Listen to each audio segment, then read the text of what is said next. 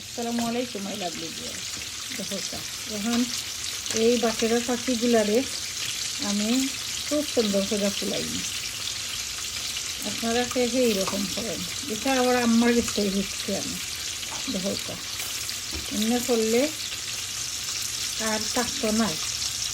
এই যে ছোটো ছোটো লুমগুলা এই প্রথমগুলা করে দিব আর মশলার সাথে মিক্স করে দিলে পাখিটা খেয়ে খাইতে পছন্দ করেন আপনারা। আমি তো খুব বেশি ভালো পাই। এক সময় আমার যে কষ্ট হইতো পাখি বাংলাদেশও কেউ যদি জব করতো আমার যে কষ্ট হয় পাখি খাইতে কষ্ট হইতো, চিকেন খাইতে কষ্ট হইতো আমার, দেখলে আমি সাড হয়ে যেতাম। বাট পরে আমি আস্তে আস্তে বুঝলাম তো আল্লাহ এটা আপনারা হালাল কইরা দিচ্ছেন খাইবার লাগি, সো খাই।